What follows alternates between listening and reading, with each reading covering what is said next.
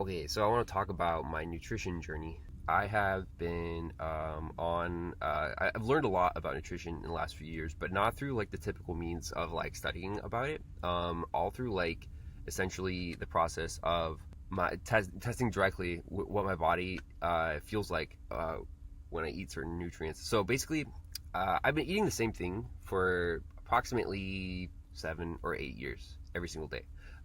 Is the diet has not stayed the same. Usually it changes, every like 3 to 6 months or so, something like that. Because usually it's just like I will either find something in my diet that doesn't work for me, or like the pricing of something changes, or like my proximity to a certain grocery store changes, and so like I'll change it up a lot. And but I in the course of like the last 6 or 7 years, eating the same thing every day, even though the types of things that I've eaten have changed over time. I'm usually eating like basically the same thing day to day for usually months at a time. And then maybe it'll change, but and then usually then again for months I will be eating the same thing day to day. And the first thing, like I started to get nutrient deficiency. So the first thing that I got a nutrient deficiency in was folate. I wasn't eating any tomatoes, and I think for most people, folate, yeah, like tomatoes are the primary source of folate in your diet. And so my diet didn't have any tomatoes.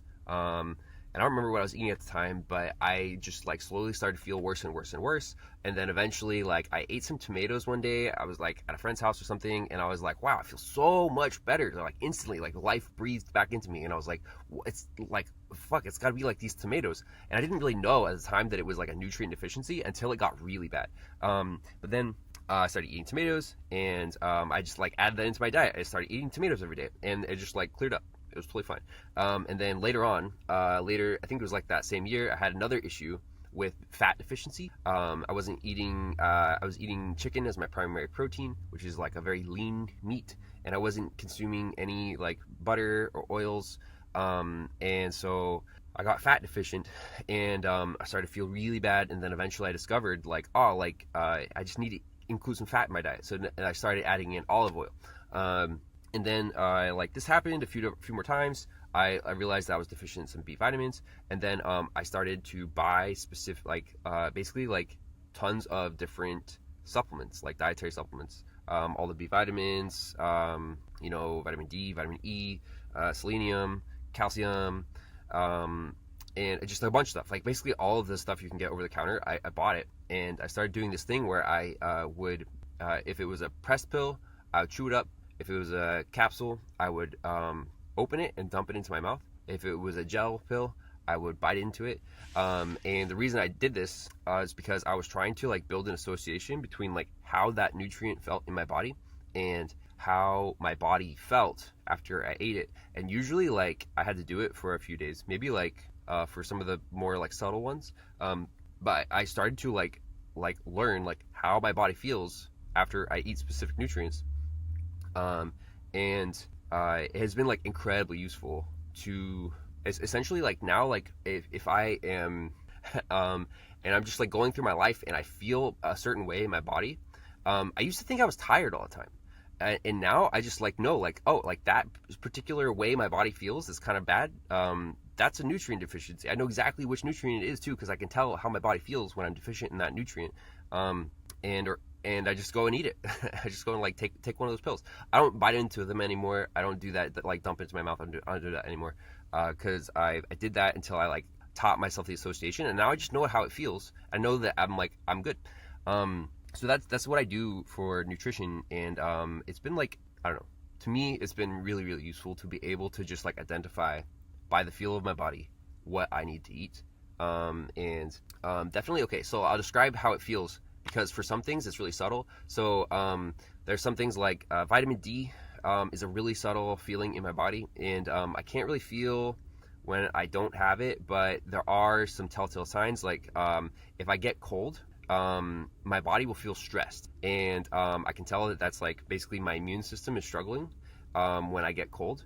And so if I take vitamin D, usually like that stressed feeling in my body when I'm cold, when it's just, like a little bit cold, like it's just cold enough to wear a sweater, but if you don't wear a sweater, you could be a little bit cold. But like if you have enough vitamin D, then usually like a little bit cold without a sweater will just be a little bit cold, and it won't be like stressful, you know. But if I and like often there'd be like a situation like if I am like, I don't know, if I go to my friend's house and I sit down on the toilet and there's like a tile floor and I put my bare feet on the tile floor, I'll feel like a sort of anxious tension sort of radiating up my legs, because my body is like, that's cold, and I don't have enough vitamin D to like fight like the immune stress, right? But so I just like, I know that feeling now, and I just take some vitamin D and it's good. There's a lot of other stuff like for calcium. I don't know what it feels like. I mean, like, I know sort of what it feels like to be deficient in calcium. Like, I can sort of identify it. It feels kind of like a lethargy, sort of like tiredness. But usually the way I specifically identify it is just like I'm craving cheese. Like, if I think about some cheese, if the cheese sounds really good, I know I need some calcium. And there's a specific feeling in my muscles and my joints when I'm craving fat. There is for the B vitamins, like, it's kind of weird, but like B6, and this is weird, like these feelings are mostly like it feels like in my head, but it feels like B6, I feel like a sort of like fatigue in the top of my head. And when I take B6, it just kind of feels like stronger. And B2 is the same, but it's kind of in the bottom of my head. It's weird to talk about this. And B5 is similar, but it's kind of like on the left side of my head. And B1 is similar, but it's on the right side of my head. I have not actually identified B12 yet. That's actually something that is very, very subtle for me. I haven't figured out what the feeling is there, so I just take it. But for omega-3 fish oils, usually it feels kind of like the fat deficiency, but also specifically I'm craving fish. Like, if I think about eating like some tuna or some salmon, that will sound like really good. Like wow, it sounds really good. And I know, like, oh, I need some omega-3 fish oils. Also, I've had a lot of experience with like out of balance ratios between omega-6s and omega-3s. There's a lot of nuts that have a lot of omega-6s, especially peanuts. I accidentally I think I trained my body to be like extra sensitive to omega-6s because I was eating peanut butter for years. I was part of like around 6 years ago.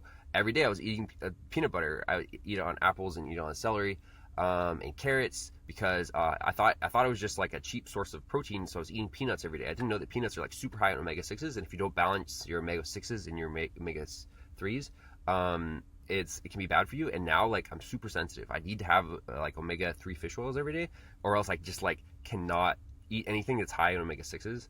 I'll feel like really depressed actually. There's been a lot of other stuff. I take biotin every day. It's crazy how I can totally feel like if I don't have enough biotin now. Same thing, potassium. Potassium is really important. I usually get potassium from vegetables, but I was on a ketogenic diet for a little while earlier this year because I was pre-diabetic, and so I was trying to fix it with the ketogenic diet. And the ketogenic diet is like relatively low in potassium because most potassium that I get from my diet comes from fruits, and fruits are usually not keto. So I was low in potassium, and now I know what it feels like to be low in potassium. Usually it feels like fatigue up and down my spine. Very similar if you're low in salt. Usually I feel like cold all the time. Like I feel like way too cold all the time.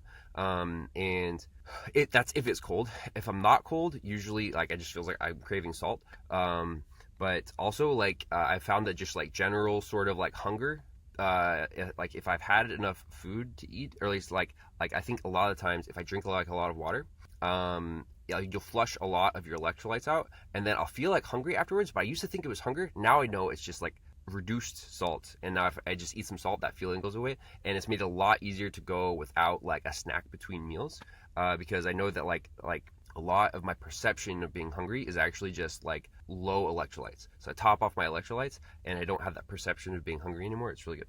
I don't know. There's more stuff, and I might do a follow-up video on this, but this is something I've been wanting to talk about for a while. So